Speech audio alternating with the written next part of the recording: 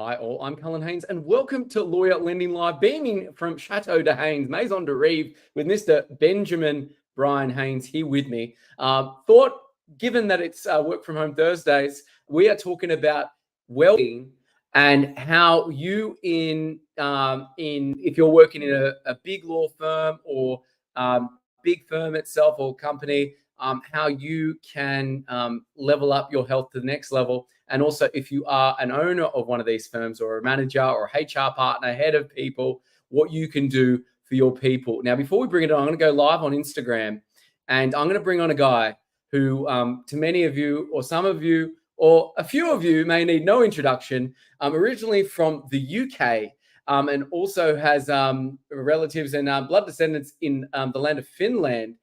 He's been in the wellbeing space for many years, and we're going to learn exactly how long that is. He helps big corporate CEOs, staff level up their health and thrive, and also companies help their employees as well. Can you please make very welcome the one, the only, Mr. Timo Topp. How are you, Timo? What's happening, sir?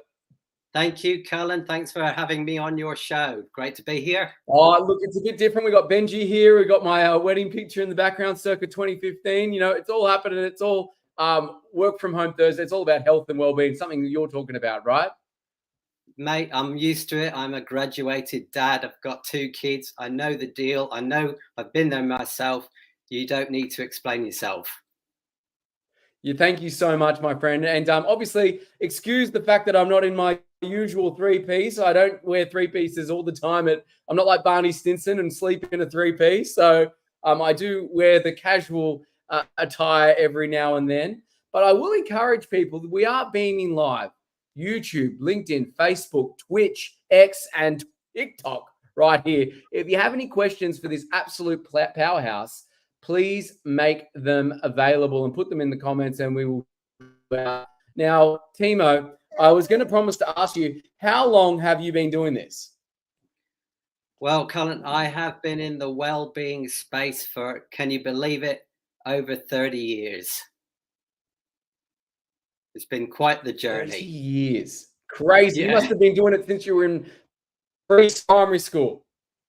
Well, I'm now actually 53, and one thing that I am proud of is that the principles and strategies that I impart with others and share with others are working well. They're paying dividends for me. I'm fit, healthy, in good shape, not on any medications, and keeping up with life, loving life, doing all the things that I love, as a testament to looking after self. I love that. I love that. And you've also got a book. We talk about Eat, Move, Live. I want to meet. Yeah, I wrote that book probably about 10 years ago now. I'm happy to share that with anyone watching. I'm very big on adding value to people, giving away my content for free, because I am all about helping and inspiring people to live healthier lives. If anyone wants a copy of the book, more than happy to shout them across a copy electronically. No worries at all. Get connect up and get in touch. So my book is called Eat, Move, Live. Originally, it was actually called Get Real, but I rebranded it. The reason I called it Get Real originally was because I'm very much about down-to-earth, realistic strategies. No hype, no gimmicks, the real deal that you've absolutely got to be getting on with. But I wanted to make the book more obviously about the wellness space. So for me, quite simply, a healthy life can be boiled down to kind of eating well, moving more, and you'll live a healthy life. Naturally, there's a little bit more to it than that, but for the essence of a book title, that's why my book is called Eat, Move, Live. I love that. I love that. And you're giving it away for free. So where can people find you? Where are you hanging out the most? I think the best place is I'm on LinkedIn. You can easily find me. I don't think there are any other Timo Topps on LinkedIn. So I am on Instagram as well. And I do have my website, timotopp.com. But I always like to build my professional network. So head on over to LinkedIn and you'll find me posting content regularly there. Timo Topp. Fantastic, my friend. Fantastic. And I love Put that in there. Put that in there, and we'll put that in the show notes as well. I love what you're all on about. It's like the very much the Gary Vaynerchuk model: give, then ask. You're not trying to do it for some sort of gain for yourself. So I think that's what it's all about. We've got a similar program, legal home loans. Everyone thinks I'm a lawyer. I'm not. We do finance for lawyers. And now that we've partnered with nearly every major law society and bar association, we are adding value to big law firms through our staff benefits platform. And we've got over 30% of the big law firms in the top 50 are partnered with us. And it's because we are helping the biggest purchase of their lives. Firms that get it know if you look after your employee, they're going to look after your clients. So we come in every 6 months. We do a lunch and learn on what's happening in the market. On settlement, we give the employees a cash rebate. The firm doesn't pay for it every time it settles, just to show thank you for being part of it.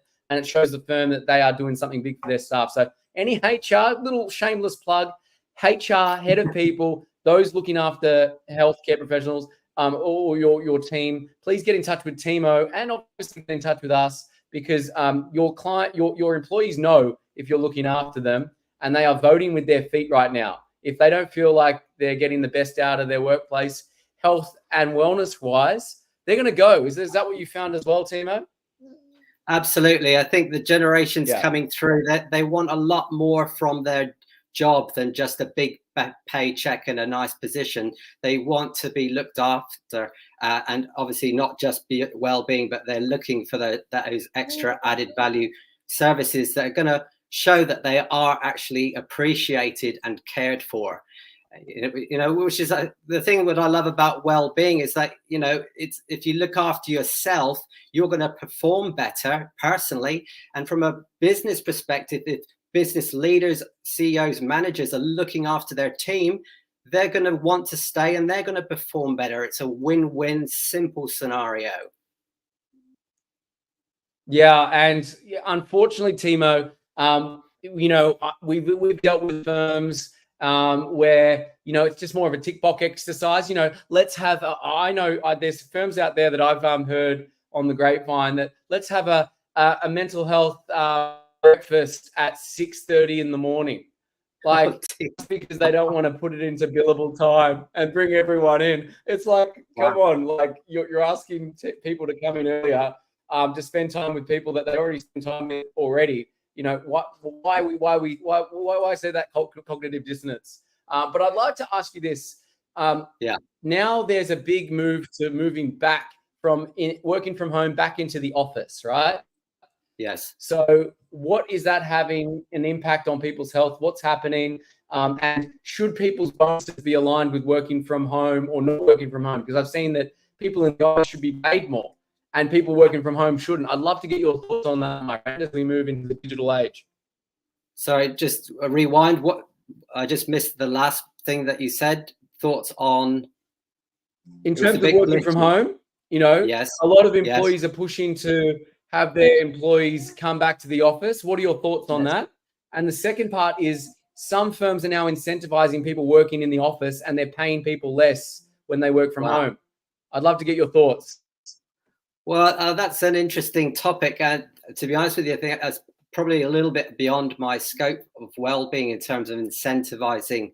I'm not overly familiar with the strategies that companies are putting into place to encourage people to come back. But it's certainly, the hybrid model, I think, is obviously here to stay, and it's one that must be embraced. So in terms of, the culture and the leadership, I think but it also depends on the sectors. I think different sectors are going to behave differently. So it depends what sector you're talking about. Obviously, your audience is much more of a law orientated audience. But I mean, my main message is, the fact that leaders and the company leaders should be instigating initiatives to look after their team through, first of all, role modeling the behaviors themselves. There's no point putting in place certain policies and then the leaders aren't actually living it themselves. So leaders must be literally role modeling healthier habits, and then the people underneath are going to be far more inclined to be involved with the culture if they can see their leaders doing it. So one key point is leadership buy-in. They must not just be implementing, Yes. they must be doing themselves. Yeah. And, just definitely an increase in the education of how to stay well at work, and also providing access to resources for people to access things that they need, such as counseling or nutritionalists or even financial advisors, and a little bit like the work that you're doing, more holistic support for their team members. It's a good point. It's a good point. And I think we need to look beyond. If you're in HR, in my opinion, you do so much for your staff. I think you need to look beyond the gym memberships and token discounts on movie vouchers and things, and look at something a little bit more substantial, like mental health, well-being, yes, overall exercise, things like that, what you're doing. And obviously finance. Oh, thank you, Benji's got my little recorder out. Finance is the number one thing couples argue about, and it's the number one thing people stress about. So, it's amazing that when you give people permission to sort out their finance and their health, they become more productive, right? Absolutely. In fact, I did actually want to comment on something that you said earlier in the show about, people investing in, one of their largest assets, being their home. From my side of the fence, that largest, most significant asset is their health, well-being, and their physical body. You only get one body. You could have one car and upgrade, one house and renovate and get another one, but you only get one body, and you need to look after that. And again, that means personally investing it, but again, from the corporate perspective, company leaders investing in the culture of people being physically and mentally cared for. It's a good point you make there. It's a good point. I think Jim Rohn said you only get one place to live, and it's your body. So take care of it. Right. So I like the fact that you're living the words of the master. That's right. And well, your great minds think alike, I believe they say. They do. And I want to touch on it because I put a post up. We just recently did a lunch and learn with one of the finest law firms in the country, McCulloch Robertson. And we did part of our staff benefits. And one of the posts I put on there was from Richard Branson, where he said, clients don't come first, your employees come first. Because if you look after the employees, they're going to look after your clients. What's your view on that? Do you agree? Or what's Timo Topp's take? Well, absolutely 100% agree. Because again, when people are turning up to work, energized, vibrant, managing their stress, have eaten well, have moved, have slept well, of course they're going to be more productive, more creative, more resilient. And that can only impact positively on productivity and profits. And there is so much research out there now to validate the financial return on well-being in the workplace. In fact, Aon released a big report at the beginning of this year for HR, and well-being is in the top 5 of the priorities for HR to be dealing with this year. So it's well up on the radar, but we still need more action. We need more. Again, I go back to leadership buy-in. It all starts with leadership buy-in. Leaders, everyone at the top needs to be role modeling this, and you need to be taking steps to rolling it out within your workplace.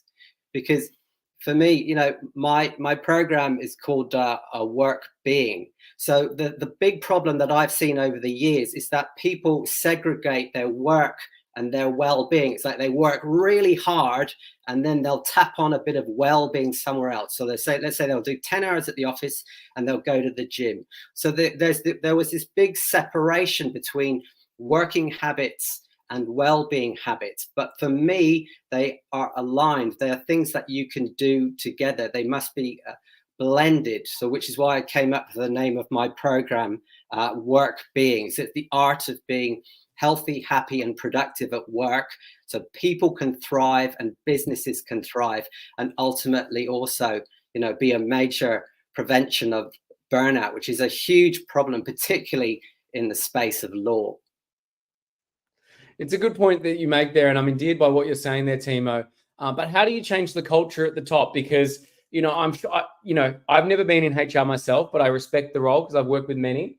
How do companies give their HR the power to put health first for their employees and make those benefits sustainable? And how do they get access to the data to show that if you invest in the health, ultimately the bottom line improves and profits improve because you get a much better workforce?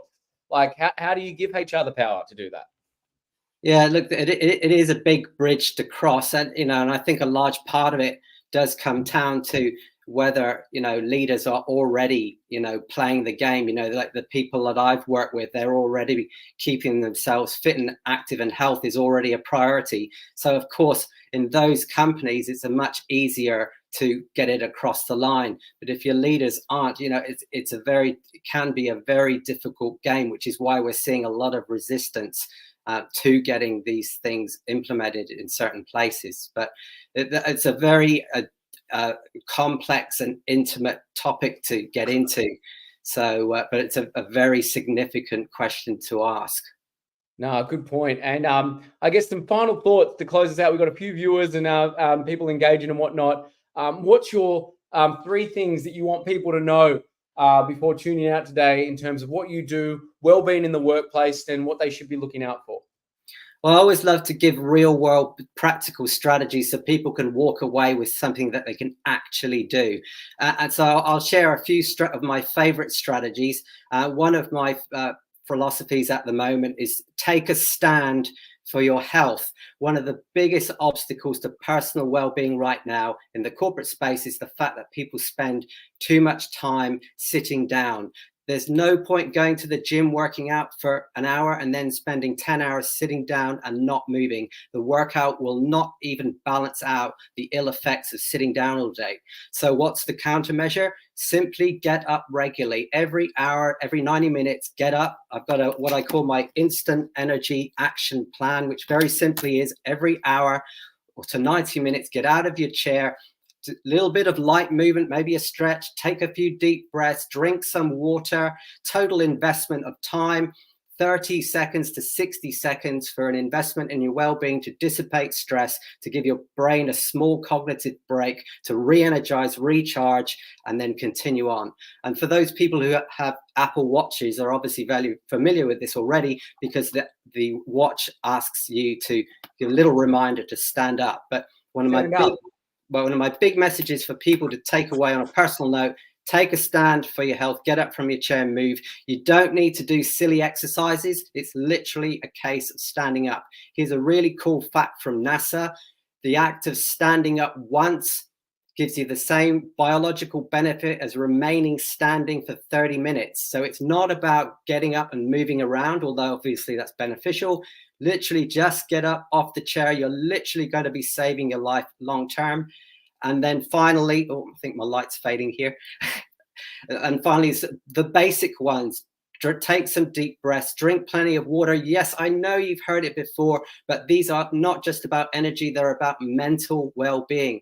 Not drinking enough water is related to an increase in anxiety and depression, and deep breathing can instantly change your mental state, clarity and focus simply by breathing deeper, using the diaphragm, and breathing through the nose is 20% more oxygenating than breathing through the mouth. There you go.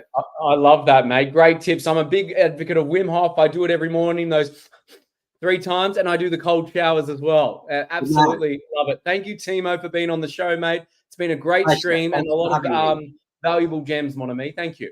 Thanks, Cullen. Really appreciate it. Chat soon.